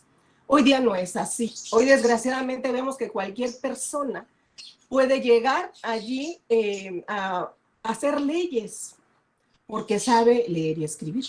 Entonces es pues deficiente la creación de las leyes y tenemos que tener también en cuenta el hecho de que la norma se crea de forma abstracta, no va dirigida a una sola persona, es de forma general. También la norma debe de ser general. Para cuando el operador del sistema, llámese juez, llámese magistrado, ya sea de forma colegiada o sea de forma individual, realiza esta situación en donde él solito, de forma unipersonal o ya sea de forma colegiada, como sería la Suprema Corte o en este caso el Pleno de la Sala del Tribunal Electoral, de la Sala Superior, realiza esta interpretación. Aquí hay que tener en cuenta que lo está aplicando en caso concreto, o sea, es casuístico. En este caso dice, bueno, a ver, la norma está hecha de tal forma, pero desde mi punto de vista, para este caso en concreto, se puede resolver de esta otra manera, ¿no? Voy a aplicar esa ley que debatieron 500 personas, pero no debemos de perder de vista la calidad de esas personas, no en general, pero la mayoría es así. Es lamentable desde mi punto de vista, digo, yo he tenido este debate en muchos otros foros, y hay mucha gente que defiende el hecho de que pues estaríamos incluso discriminando, ¿no? Yo creo que no, pero cuando una persona en una campaña, o sea, para diputado, para gobernador, para lo que ustedes gusten y manden, viene de ser diputado, quiere ser gobernador, viene de ser algún cargo de naturaleza de elección popular, y como ya pasó por esos cargos, se entiende que ya está capacitado o que ya tiene experiencia en el tema. Y la mayoría me decía, bueno, pero es que todos tenemos los mismos derechos, el mismo derecho de acceso a un cargo de elección popular. Deberíamos de debatirlo, deberíamos de analizarlo, porque para cualquier trabajo, cualquier empleo que ustedes gusten y manden, se necesita una profesionalización, se necesita una preparación, aunque esta sea mínima. Ahora, para crear leyes que se le va a aplicar a una población en concreto, yo veo gente parada y debatiendo, diciendo, porque la Cámara Baja dijo esto, pero la Cámara Alta, en México no tenemos Cámara Alta, no tenemos Cámara Baja. Entonces, desde ahí dices, ya tu debate ya ni lo voy a escuchar, o sea, ya lo que me vas a decir, ya ni siquiera lo quiero escuchar, porque podrás decirme lo que quieras, pero ni siquiera tienes esas bases que me hagan tener ganas de escucharte. Entonces, el hecho de que 500 cabezas o 500 mentes hayan debatido, entre comillas, digo debatir porque cualquiera de nosotros que hayamos tenido la oportunidad de escuchar una sesión de la Cámara de Diputados o de la Cámara de Senadores, a veces causa pena, o sea, causa pena ajena, que esto se transmita a nivel internacional y que nosotros, esta sea la cara de nuestro Estado mexicano. Es lamentable desde mi punto de vista. Entonces, el hecho de que el operador del sistema tenga una preparación educativa, una preparación intelectual y aparte de eso, una profesionalización y una capacitación constante en materia jurídica, máxime si lo trasladamos a la materia electoral, que es lo que nos reúne aquí. Son especializados en la materia, especializados en el tema.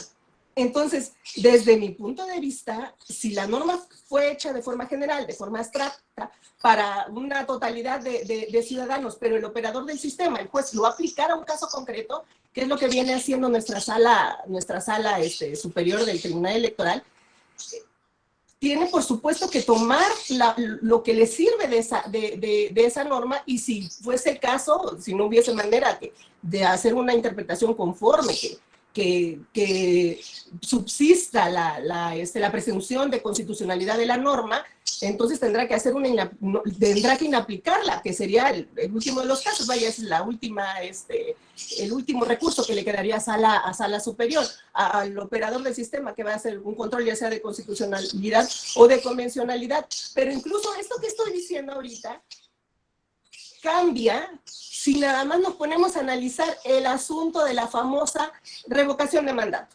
¿Dónde está lo abstracto y dónde está lo general? Todos sabemos que de hecho va dirigido a una persona, iba dirigido a una persona, y no en sentido negativo, o sea, la idea no es sacar del puesto o revocarle el mandato al señor presidente, sino hacer una ratificación de facto, ¿no? O sea, de derecho, si lo vemos a contrario sensu, ¿no? O sea, este porcentaje de población dijo que no me voy, entonces me ratificaron. Y pónganle la fecha que quieran y el nombre que quieran, que eso es lo que va a pasar, y tratar de sacar partido de las cuestiones en el proceso electoral que viene, ¿no? Que esto sirva para ello. Entonces, esto que acabo de decir, que les acabo de eficientemente argumentar, la cuestión de que sea abstracta y que no sea personal, pues le viene abajo también, ¿no? O sea, sí va dirigido a determinadas personas. Ahora, lo que tuvo que haber hecho nuestra Suprema Corte y nuestra Sala Superior del Tribunal Electoral, para mí me quedó a deber, pero tuvieron forma de poder hacer este control, de controlar el hecho de que los partidos políticos se colocaran en la situación de un ciudadano para empezar a recolectar firmas, pero no se hizo. Y me quedó a deber. Entonces, eso que les estoy mencionando al final, pues se viene abajo, ¿no? Con esa situación de que incluso aquellas 500 personas que están en la Cámara de Diputados y nuestros senadores también están haciendo situaciones que van encaminadas a favorecer a un grupo en particular, en este caso a una persona en particular. Entonces, a mí me parece que el trabajo que vienen realizando, sobre todo en materia electoral, repito, los jueces, los ministros, y de analizar la norma y en el ultimísimo de los casos inaplicarla porque es contraria a nuestro parámetro, ya sea de constitucionalidad o de convencionalidad, que teniendo en cuenta que ya se constitucionalizaron o desde el 11 desde el 10 de junio del 2011, los tratados internacionales forman parte de la Constitución, pues sigue siendo la Constitución nuestro parámetro de medida. Entonces, si ellos revisan esa constitucionalidad o esa convencionalidad del caso en específico, pasan situaciones como la del hecho de la lista de infractores, ¿no? En materia de violencia política, que entonces el Estado mexicano tiene la obligación de tomar en cuenta los tratados internacionales para proteger a las mujeres, de acuerdo a la convención, por ejemplo, del Endo Pará, pero entra una colisión de derechos. A ver, pero entonces esa lista, ¿qué significa? Que voy a perder mi presunción de buena reputación, o qué significa. Bueno, nada más es enunciativa.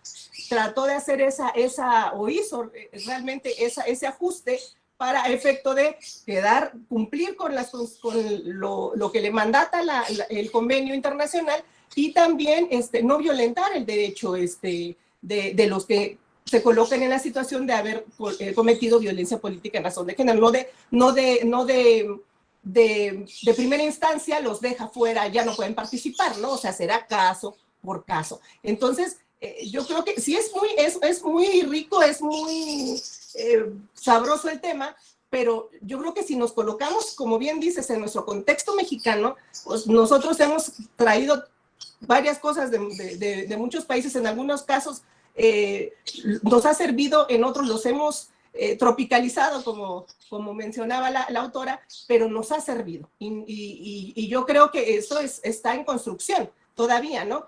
Pero desgraciadamente, repito, el tema de los diputados, podrán estar de acuerdo conmigo o no, pero es una cosa lamentable escuchar la gente, su vida ahí, que se supone nos están representando, ¿no?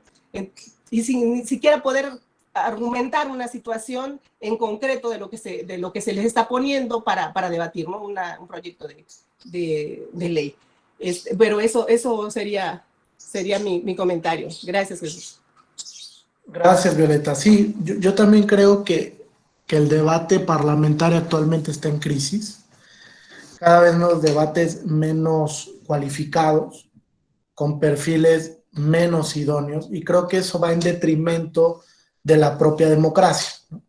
Ahora, en el tema de los requisitos, es un tema complejo. Por ahí vi que ponía Daniel, es un tema que restringe, sí, desde luego. Habría que ver qué requisitos sí se pueden implementar, cuáles serían democráticos y cuáles no, para aspirar a un parlamento pues mucho más preparado, ¿no? Un parlamento, como tú lo dices, que esté listo para generar disposiciones normativas que repercuten en una sociedad y que a veces pues no se ponen a pensar en eso. Pero el tema de los perfiles es algo que debemos de reflexionar bajo una cultura abierta, una sociedad abierta, donde todos participemos y conformemos pues el Congreso que queremos, ¿no? Con las y los legisladores que nos parezcan los perfiles más idóneos, como se hace en el tema jurisdiccional, ¿no? Donde el tema de carrera, que se busca que los jueces sean pues los entes mejores preparados, que realmente estén listos para la administración de justicia. Así se tendría que pensar también el sistema parlamentario, que la gente que llegue realmente sea el perfil más idóneo para mejorar el sistema normativo. Y creo que a veces no se piensa así, pero bueno, es un tema complicado, ¿eh? Es un tema que es un punto de inflexión que la democracia, me parece, no está lista para debatir, por lo menos no la democracia mexicana. Va a costar mucho trabajo, y a pesar de ello, pues seguimos en una crisis notoria, ¿no? La democracia en México está en una total, está abandonada. Estamos transitando hacia sistemas demagógicos, de monopolio del poder, etcétera, que no nos van a llevar a ningún puerto bueno, ¿eh? Incluso puede haber fuertes dolores de cabeza que nos van a hacer repensar sobre el sistema democrático mexicano. Bien, bueno, les explico rápido su principio de proporcionalidad, que no es otra cosa que la ponderación lo que hemos venido viendo, el grado de beneficio versus el grado de afectación.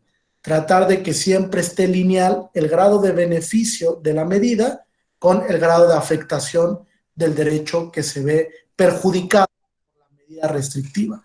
Siempre buscar un sano equilibrio, que es algo de lo que habla Alexi en la ley de la colisión, y eso sí me parece muy idóneo, ¿no? Buscar que el grado de beneficio y el grado de afectación siempre estén situados a la par. Nunca uno esté muy arriba del otro, que repercute o pueda generar un vaciado de contenido del derecho que se ve afectado por la restricción. Eso siempre hay que tomarlo en consideración, ¿correcto? Bien, no sé si hay alguna duda o pregunta hasta aquí. Les voy a recomendar pues un par de sentencias, fíjense, que son importantes, que les pueden servir para analizar, entrar un poco más a detalle del test, ver la metodología que utilizan los tribunales constitucionales para el test, y me parece que son de las que elegí las sentencias donde mejor se ha girado el test, donde se ha hecho tal vez un análisis mucho más puntual o mucho más pulcro. Uno es este amparo directo en revisión 1638 del 2015 sobre divorcio sin expresión de causa respecto a una restricción al libre desarrollo de la personalidad. Otro más, este se lo recomiendo si no tuvieron oportunidad, sí léalo, Lagos del Campo contra Perú, una restricción a la estabilidad en el empleo, restricción a la estabilidad en el empleo para los despidos justificados como máxima sanción en la relación laboral. Otro más ya en tema electoral, el SUBRAP 79 del 2020, donde se analizó la restricción de pertenecer a sindicatos o gremios como razón para negar el derecho de afiliación política. Un temazo ese. ¿Se puede restringir el pertenecer a gremios cuando yo me quiero afiliar a un partido político o no? Bueno, un tema muy importante, sobre todo porque los sindicatos o gremios sí juegan un papel importante en el voto de los trabajadores, sobre todo cuando hay una afiliación política. Otro más, sub JDC 838 del 2015, sobre el apoyo ciudadano, ¿no? Este tema del apoyo ciudadano es algo que se ha debatido mucho, mucho en último tiempo. Otro más, amparo sub JDC 222 del 2018, es un asunto, fíjense, aquí se hizo un escrutinio constitucional sobre el tema de equidad entre las candidaturas independientes y las candidaturas de partidos, sobre todo por el financiamiento privado. La restricción de acceso al financiamiento privado tratándose de las candidaturas independientes, si viola o no el principio de equidad. Más bien si esa restricción es proporcional a la luz del principio de equidad. Y bueno, son algunas de las que les dejo la recomendación de su lectura. Aquí está mi correo electrónico. Si alguien requiere alguna recomendación, con mucho gusto escríbanme. Les puedo compartir las sentencias, les puedo compartir un par de artículos sobre el tema de proporcionalidad o sobre sistemas de control que les pueda ayudar, para el resto del diplomado. Tengo mucho material al respecto. Entonces, tanto de control constitucional, convencional, conforme, argumentación constitucional, etcétera, les puedo compartir algunos textos que les pueden servir mucho para el resto del diplomado. Incluso para la pregunta final, ¿no? Que desde la unidad académica diseñamos la pregunta final para la acreditación del diplomado. Bien, pues no sé si hay alguna duda o algún comentario de cierre, alguna pregunta hasta aquí. Sí, claro que sí. Si me mandan un correo, Luis, les comparto con mucho gusto las diapositivas. Claro que sí, es un material que yo trabajé para ustedes. ¿No? ¿Ninguna duda ni pregunta? ¿Todo claro? Sí. Bueno, pues me dio mucho gusto. La verdad es que es la primera vez que me invitan a este diplomado de control. Me da gusto haberlo compartido con ustedes. Es uno de los temas que más me gusta, de los que más he tratado de analizar, de volverme crítico sobre estos temas y de compartirles pues un poquito de la experiencia que tengo sobre el tema, un poquito de los conocimientos que he adquirido sobre estos temas. Y bueno, las clases siempre con estos debates pues se vuelven muy, muy enriquecedoras. Entonces, créanme, estoy a su disposición. Si tuvieran algún comentario, requieren la recomendación de alguna lectura, de verdad estoy en toda la apertura para podérselas transitar. Y pues un placer haber compartido estas 2 sesiones con ustedes. Muchas gracias a todas y todos. Muchas gracias, Perlita, por... Para eso estamos. Buenas noches a todas y a todos. Buenas noches, que descansen. Gracias. Feliz noche. Gracias. Buenas noches. Gracias, Pastor. Gracias.